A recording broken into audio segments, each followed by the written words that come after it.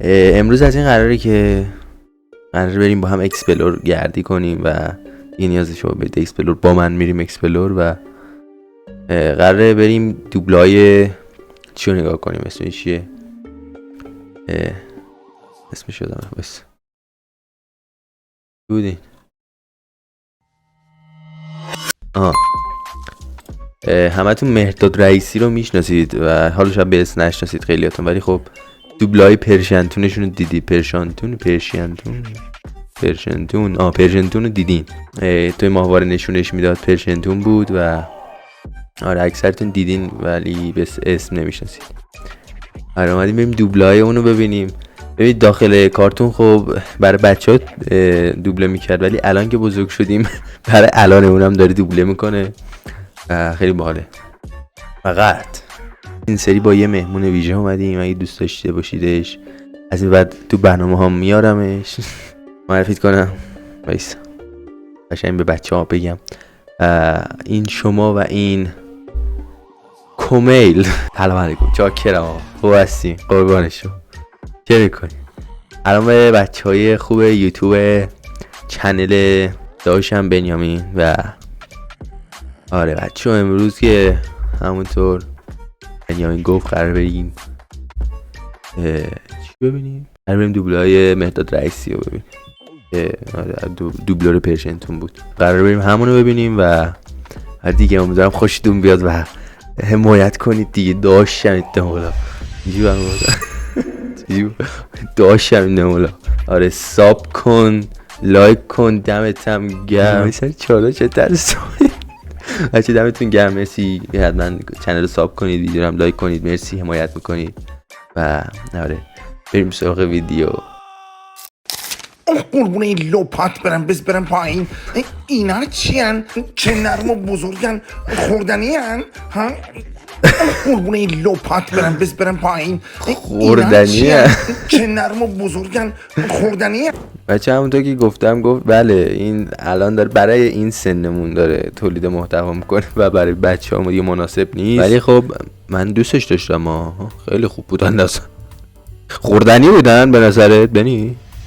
نظرت خورد؟ من میخوام، دلم میخواد در شور شخصیت داشته باشه جلو بچه ها. زشته. خیلی که دارن ما رو میبینن حتی بزرگترن، بی شور. زره مراد کن بچه، جدیش نگیرید از طرف من و بریم سراغ ویدیو تو. جدیش نگیرید از طرف من. امروز میخوام یه نکته بسیار مهم در ارتباط با آشپزی بهتون بگم.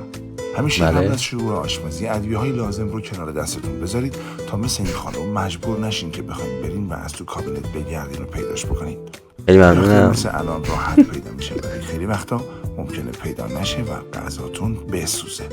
بله کاملا. نکته بعدی توف تو ذات آخونده. برای بچه ها همیشه ادویه رو جلو دست بذارید و مثل خانم دولا من میخوام ادویه رو بذارم تا همه برام دولا بشن. خفه شو دیگه خفه شو دیگه بچه ها جدی نگیریده.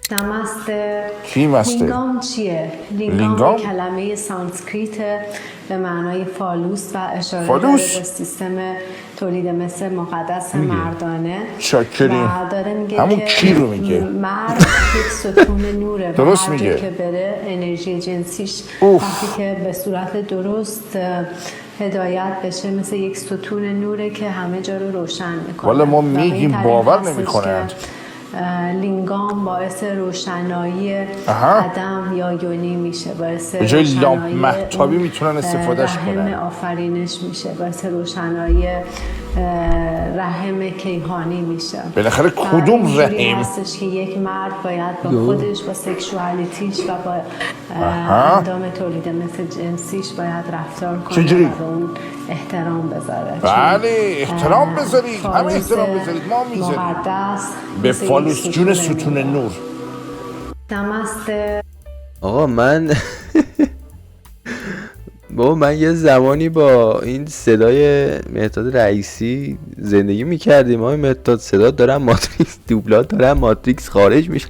مهرداد جون عزیزم اینا یه مش چرندیات ادامه بده، من دوستت دارم همچنان پایبند. من میشینم همه ویدیوهاتو میبینم عزیزم. بنیامین نگاه نکن، من پای ثابت همه ویدیوهاتم.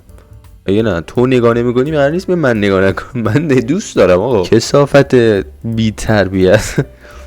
یعنی چی؟ تو هنوز سنت قانونی نشده، تو هنوز 17 سالته، تو نیاز جلو بچه‌ها بگم با نمک، خیلی با نمکی تو به خدا. دلم میخواد اینجوری از گوش آویزونت کنم، خودم بیام بشینم همین دیگه پشت سیستمت همینجوری یه ویدیو بگیرم. فکر کردی چی؟ فکر کردی کی؟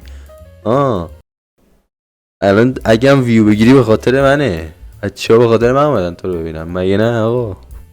بگین کامنت ها بگیرانه، بگین آره، بگین برای کمیل اومدین ویدیو ببینیم. بچه تو کامنت ها یه کمیل با قلب سفید بذارید. دمتون گرم. زایشه این بنیامین، دمتون گرم، عشق منید. حمام کردن شامپانزه ها یه فعالیت مهم در مراقبت از این 100%. این برای سلامتیشون بسیار مفیده. حمام کردن شامپانزه ها یه فعالیت خیلی برای شامپانزه ها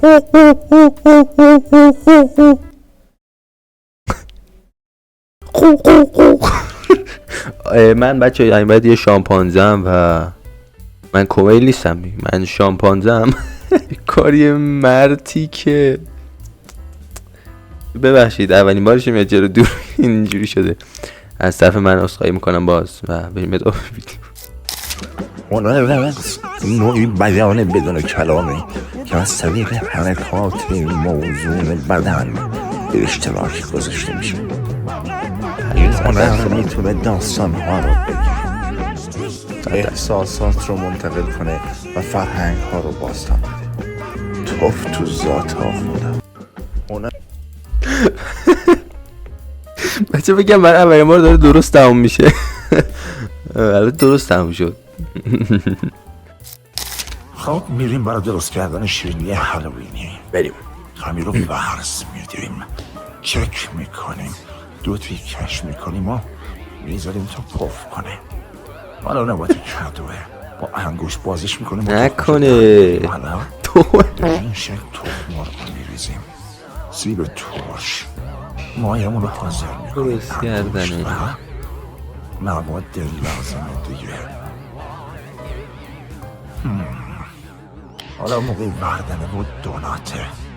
روغن به اندازه کافی با کنترل از طریق سوراخش سرخش میکنیم، میپاچیم روش، باید ازش بچکه. اینطوری بعد یه تزیینات رو تا میبرن به این شکل اضافه میکنیم.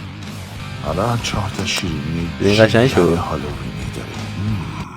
خب میریم برای مرسی که بچه تا اینجا ویدیو رو دیدید، با من کمیل همراه بودید. درسته ذره اذیت میکنه. ای خب دمتون گرم که تا اینجا ویدیو رو دیدید، دمت گرم. آره کامنت و لایک و ساب یادتون نره. نمیخوای چیزی به بچه‌ها بگی؟ بچه‌ها مرسی که تا اینجا ویدیو رو دیدید با من و این بنیامین اسکله. نگاه میکنی ها چیه؟ آره بچه‌ها خلاصه مرسی که تا اینجا ویدیو رو دیدید، عشق منین. من جای تو خداحافظی میکنم و یادتون نره که گفتیش چنل ساب کنید. دمتون گرم، عشق منین. تا یه ویدیو دیگه. همین بود. پیس.